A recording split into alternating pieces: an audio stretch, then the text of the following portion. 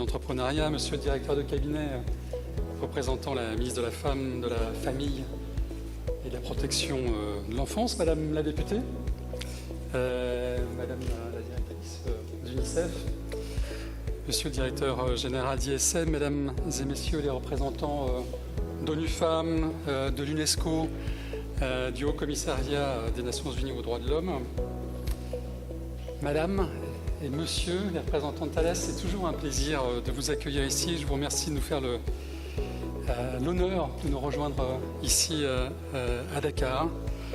C'est un plaisir pour moi d'être parmi vous aujourd'hui pour cette journée qui est à la fois une journée de promotion de l'inclusion numérique pour tout ce que l'Internet peut faire de mieux, mais aussi de lutte contre les violences en ligne pour tout ce que l'Internet peut faire de pire. Je ne sais pas si vous vous souvenez, peut-être que certaines et certains d'entre vous s'en souviennent, en juillet 2021, en partenariat avec ONU Femmes, en partenariat avec le Mexique également, la France a organisé à Paris l'un des plus importants rendez-vous diplomatiques sur les droits des femmes. Cela depuis la conférence de Pékin qui remontait, elle, à près de 30 ans. Et ce rendez-vous est appelé le Forum Génération Égalité. On est un certain nombre ici à y avoir contribué ou participé.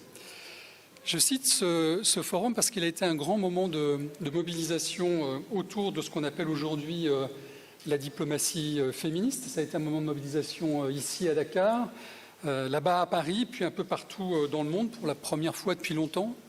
Étaient réunis à la fois des représentants des États, des représentants du secteur privé et des organisations de la société civile autour d'engagements communs.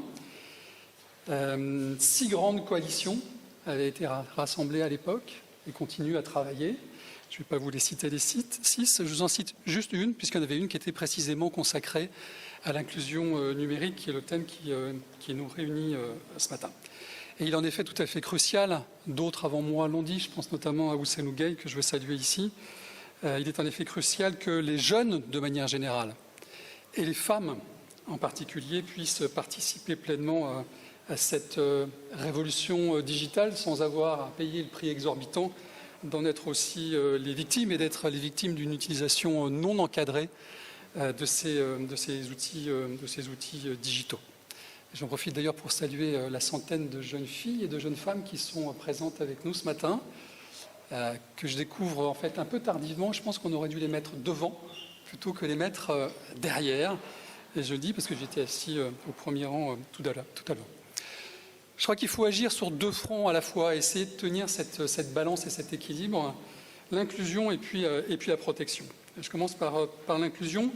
Je dois dire, et Monsieur le Ministre, vous nous le rappellerez certainement, que le Sénégal fait partie de ces pays qui se sont engagés avec beaucoup de détermination en faveur de l'inclusion numérique des filles, notamment dans le cadre de ce Forum Génération Égalité que je mentionnais à l'instant. Ce pays où j'ai la chance de représenter la France depuis 3 ans maintenant compte un nombre incalculable de figures féminines au parcours exceptionnel, et ça dans des domaines complètement divers. Du sport à la tech, de l'économie au digital, et j'en passe.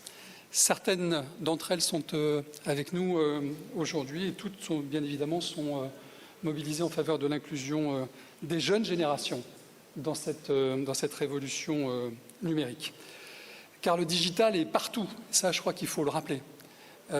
Il est dans l'économie et la finance, il est dans l'éducation, il est dans la communication et la santé, mais aussi dans des domaines auxquels on pense moins spontanément. Je pense à l'agriculture, à l'eau, à l'environnement, et je pourrais en citer beaucoup d'autres. Lorsqu'on regarde les statistiques pour les années qui viennent, c'est 2 emplois sur 3 qui nécessiteront à l'avenir une compétence et une composante numérique. C'est dire qu'on ne peut pas en faire aujourd'hui l'économie. Il existe un potentiel absolument énorme sur le marché de l'emploi, c'est vrai partout dans le monde, c'est vrai dans mon pays, c'est vrai dans cette région, c'est vrai au Sénégal également.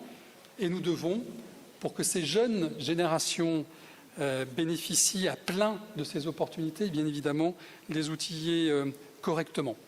Et je veux à nouveau saluer Thales pour cette belle initiative, pour l'effort poursuivi dans la durée, dont je comprends qu'il sera cet effort poursuivi dans les années qui viennent.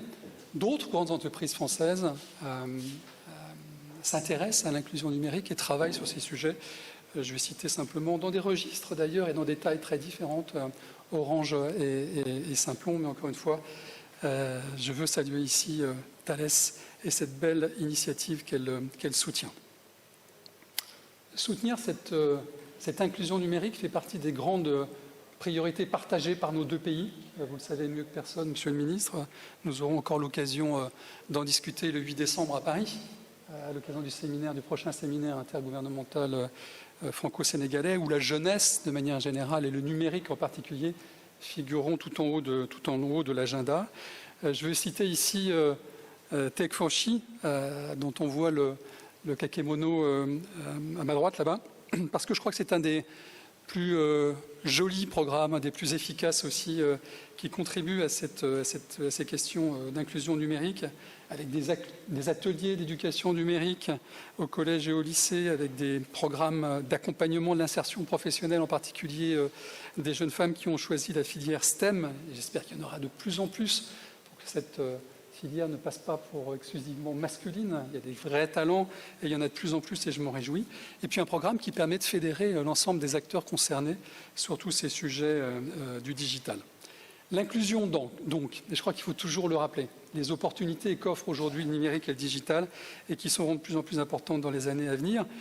L'inclusion donc, mais aussi la protection. Moi j'ai été très frappé par le spectacle qui a ouvert le programme de cette matinée, de ces jeunes qui sont venus nous dire ce qui était à la fois leurs préoccupations et puis leurs espoirs. Un Internet sûr, libre et ouvert, c'est comme ça qu'on le qualifie aujourd'hui, est en effet un outil puissant qui permet de promouvoir la connectivité, qui permet de renforcer, encore une fois, l'inclusion sociale, de favoriser la croissance économique et la création d'emplois. Mais c'est aussi un outil qui peut être tout aussi puissant pour faire beaucoup de dégâts. Ça nous a été rappelé par Ousseynou, qui nous parlait de cette jeune femme, Oulimata. Je ne sais pas si elle existe, mais comme il le disait, il y a certainement beaucoup d'Oulimata et beaucoup trop ici dans ce pays et dans beaucoup trop d'autres. On en connaît les raisons, hein. C'est des raisons de mésusage des outils numériques, c'est des raisons aussi liées aux insuffisances des mesures de protection. Tout ça faisant que beaucoup trop d'enfants aujourd'hui, et c'est le père qui parle autant que l'ambassadeur de France, beaucoup trop d'enfants font encore des expériences extrêmement traumatisantes des violences qu'ils subissent et beaucoup trop d'expériences d'exploitation en ligne. Autre travers bien connu et trop répandu, les outils numériques peuvent reproduire des discriminations, voire les amplifier, avec des effets majeurs sur les représentations collectives. C'est aussi un sujet sur lequel il faut qu'on travaille, tous ces sujets bien évidemment étant liés les uns aux autres. Les jeunes doivent être sensibilisés, je crois que c'est très important, ça a été rappelé.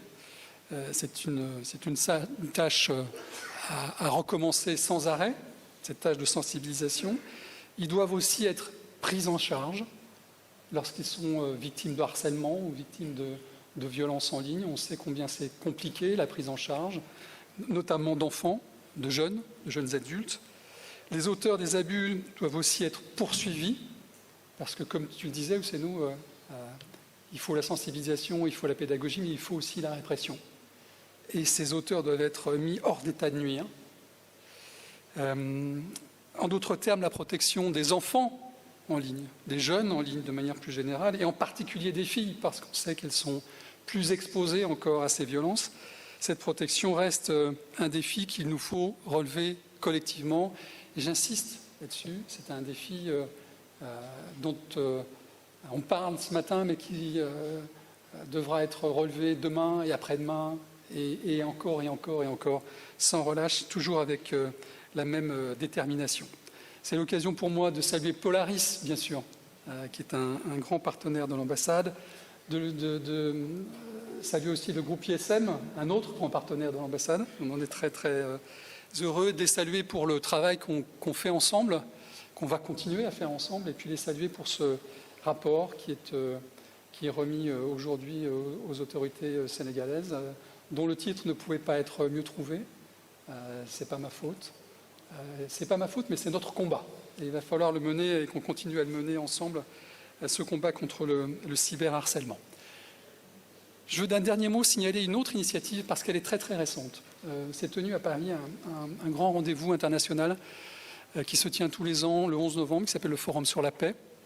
Et à cette occasion, à l'occasion de ce forum, le président de la République, le président Macron, a lancé, parce que c'est un combat auquel il croit et dans lequel il s'est engagé, a lancé un laboratoire d'acteurs sur la protection de l'enfance en ligne. Ce laboratoire s'appuie sur une déclaration politique qui a été signée par plusieurs États, à commencer par le Sénégal et la France, ce dont on est très fiers, et beaucoup d'autres acteurs aussi, étatiques ou non étatiques. On aura l'occasion d'en reparler. Encore une fois, ça n'a même pas 10 jours.